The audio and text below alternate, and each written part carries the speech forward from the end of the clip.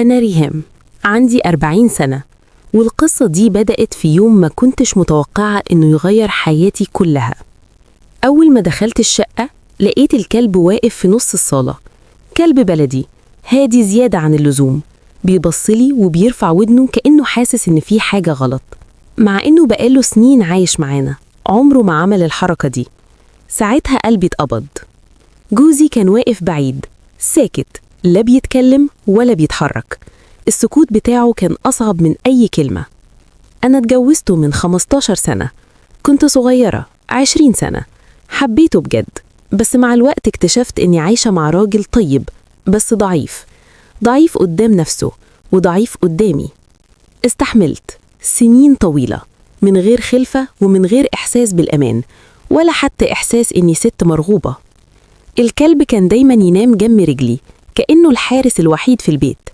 في يوم قلت له أنا تعبانة مش قادرة أكمل كده. قال لي اعملي اللي يريحك بس ما تسيبينيش. الكلمة دي كانت بداية السكة الغلط. كل حاجة بعد كده خرجت عن السيطرة، قرارات غلط، ناس غلط، وثقة في غير محلها. والكلب كان موجود، كل مرة يحصل فيها حاجة غلط كان يهوهو، كان يحاول يقرب، وأنا كنت بزقه بعيد.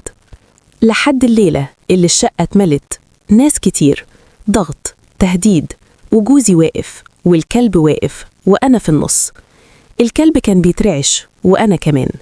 بعد اللي حصل الكل مشي، فضلت أنا والكلب وجوزي اللي مقدرش يحميني ولا حتى يحمي نفسه. الكلب قرب مني، حط راسه على رجلي، وساعتها بس عيط، مش عشان اللي فات، لكن عشان عرفت إن أضعف مخلوق في البيت كان أوفى واحد فيهم. دلوقتي بسأل نفسي، الذنب ذنبي ولا ذنب السكوت ولا ذنب الضعف؟ قولولي لو مكاني كنتوا هتعملوا إيه؟